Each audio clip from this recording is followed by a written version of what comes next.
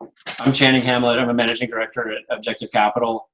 Here with Megan Jones to talk about tax. Today, I really enjoy working with Megan because she has a really interesting and diverse background. Why don't you introduce yourself? Hi, I'm Megan Jones, and I work as an attorney at Witherworldwide. And Withers has locations globally. We do corporate estate planning, tax planning, and a little bit of litigation, not a lot. And when Channing was talking about having an interesting practice, I'm an ex-investment banker, and so a lot of the work I do crosses disciplines. And so it's particularly interesting right now where a lot of our clients are having to deal with both personal and professional issues. The world is not what it was 6 months ago, 3 months ago. And so we're always getting kind of new and interesting challenges. So when Channing asked me to come on and talk about some of what we're seeing, I thought it would be a great opportunity to just really have a great dialogue about how the market's reacting and how individuals are reacting to our kind of ongoing crisis right now.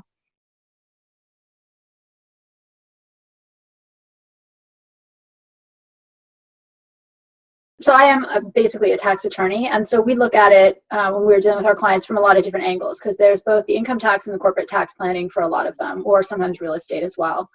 And so when you have a drop in valuations like you have right now, and I think we're all hoping that it's a temporary drop in valuations. Knock on wood for that one. Yep. Knock on wood on that one. There are different planning opportunities. So it's kind of like when the public market goes down, if you have cash and liquidity, that's a really good time to buy if the market's going to improve. And it's the same thing here.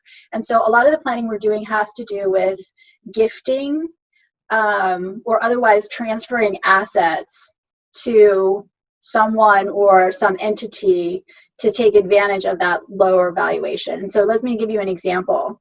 In an estate planning context, there are different types of trusts, and there's also gifting, where you can take an asset, let's say a company share, and you can gift it to someone else. And as we all know, we have an exemption amount, which we don't have to pay estate tax or gift tax on.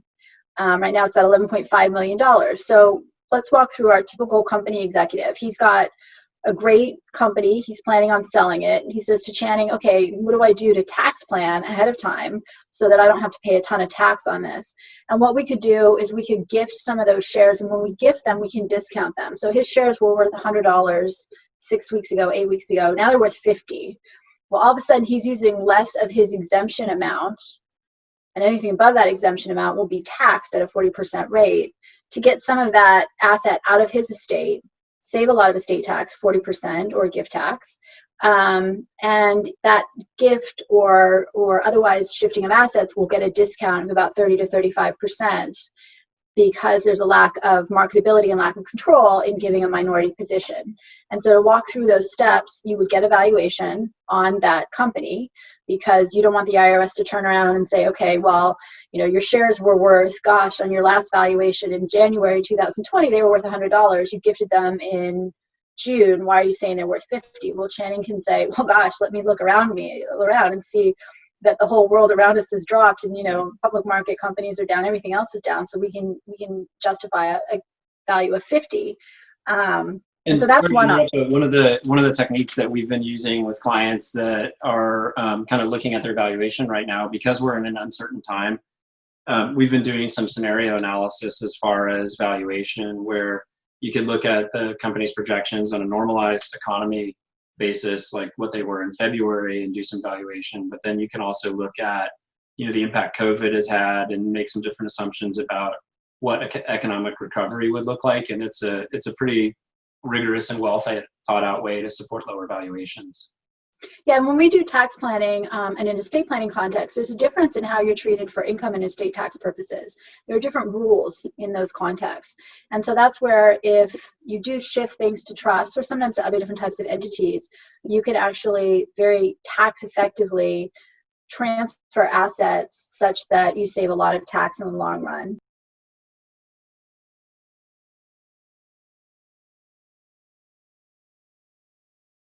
I think some other areas where we're seeing this kind of impact from the reduced valuations is we're having issues with resetting options. And I personally don't work on that, but some people in my firm do. I know, Channing, you work on doing that type of work as well. Yeah, and we do a fair amount of stock option valuation for companies, and there are a lot of companies that have been granting options as kind of an employee incentive and retention tool.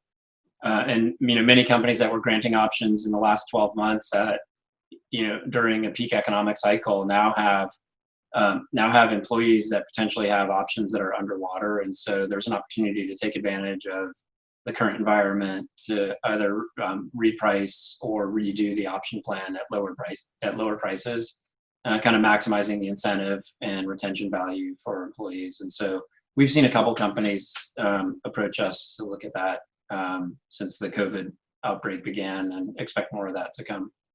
And I've also seen a couple companies reach out about wanting to expand employee ownership. You might want to find a way to reward your employees, and you want to do it at the most cost-effective and tax-effective way, such that they really do benefit. And taking advantage of these lower valuations can also be a wise decision for that type of planning.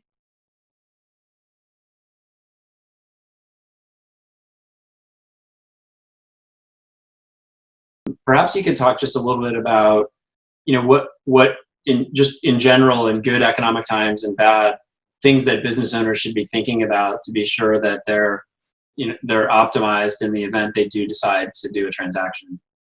Yeah, I think that's a great area, great topic of conversations. I think one of the things I lament oftentimes are the calls I got one about 2 weeks ago where someone said, oh, I just signed a transaction, a deal to sell my company. What kind of tax planning can we do to make sure that I don't have to pay a big tax on this? And the answer is, well, gosh, if you just signed it, really not a lot of tax planning that you can do.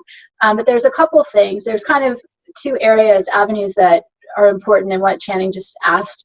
One is, what kind of planning can you do? And so here, that can take the avenue of, one thing is shifting assets to a younger generation if you plan on doing that, such that you're removing it from your estate. It no longer becomes yours.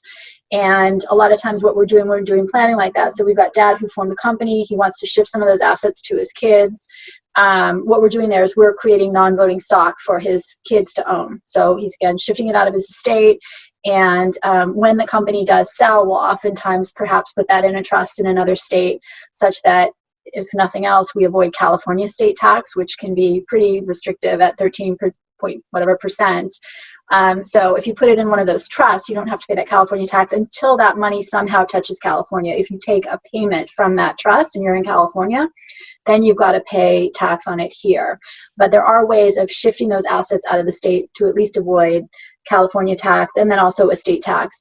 I think one of the other things is looking at entity structure, and this is something that we do a lot of times.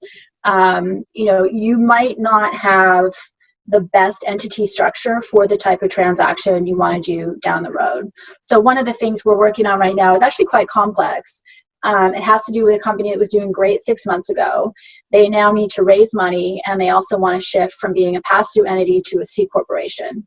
And so for just a variety of reasons, a lot of which is tax driven. And so we're working through the different steps of making sure that as they do these types of, and it's kind of a complex analysis for a short discussion and very kind of client specific, but if you have certain types of holdings, then it'll get taxed in different ways based on the kind of transaction or the next steps that you take. And so what we do there is very fact specific to that client. And we say, you know what, based on what you're planning to do, this is the way to get that desired outcome tax-wise, and then also not get hit by certain types of tax. So if you are, let's say, a pass-through entity, you can't just all of a sudden become a C corporation and say all that, I just phrased that wrong, but I've got a client who is who just went from being a pass-through entity to a C corporation, but they had retained earnings they'd pay tax on, but they couldn't afford to take that money out of the entity. It had to stay in the entity. So if it flips over into a C corporation, if they don't pay it out within a year, then they're going to get taxed on it again. So trying to keep kind of this conversation flowing and simple and not get lost in the weeds on tax stuff, really choice of entity is a big thing.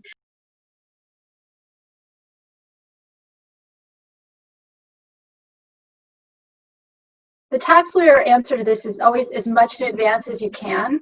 There's even, something called 1202 stock, which I'm sure you're aware of, Channing, where basically up to $10 million worth of that stock is exempt from capital gain tax.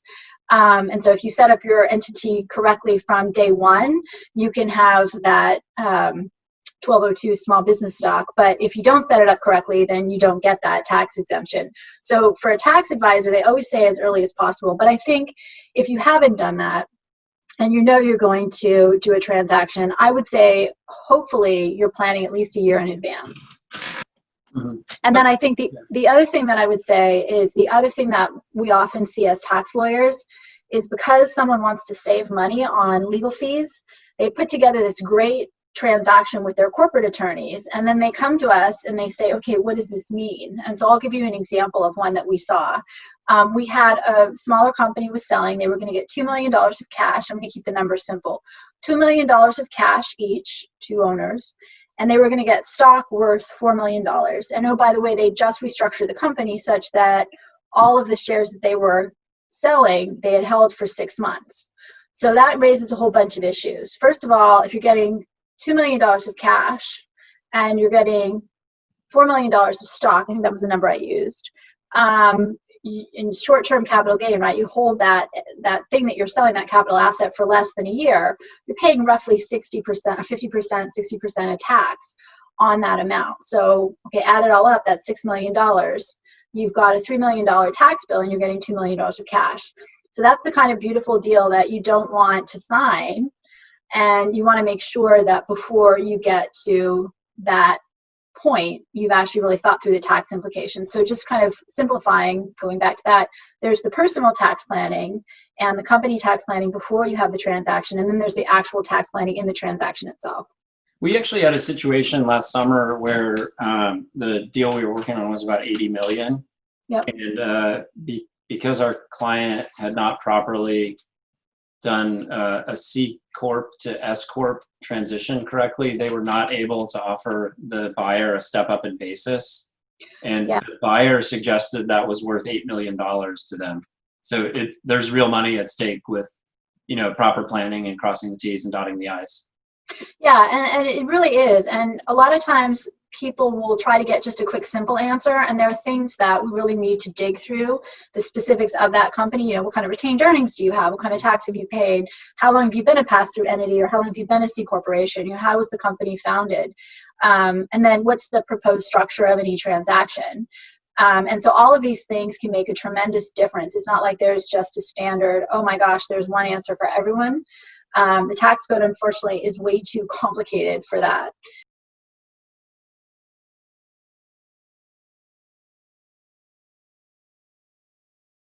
Maybe you could just highlight some of the tax considerations to think about in the context of debt and debt restructuring. Yeah, so there's cancellation of debt income. And so let's just keep it a very simple situation. It's something I'm working on right now too. So we've got a company and there's some money that's been lent to the company. And the way that we're looking at restructuring this is that the original lender is going to get different type of debt. And so if you're not getting debt that's exactly like you're getting the same terms, same interest rate, same payment terms, same coupon or time of the debt, all these different terms that form that specific debt entity, you could have some sort of cancellation of debt income or other type of income. It could be ordinary income as well, just depending on whether debt's recourse, non-recourse, again, very custom to your situation. And so you could end up with a tax bill. You have a lost company, but when you do the restructuring, because of the way you do the restructuring, you could end up owing tax on that. Now, if you do it correctly, then you can decide whether you want it to be a capital loss or capital gain or ordinary income, which might have a big impact on the type of company and the type of income you have otherwise. But also maybe you can find a way of avoiding that. Just by restructuring the company differently, you won't have that added income because of the way you're changing the debt. Good. Well, great. I really appreciate your time. This has been great. Thank you.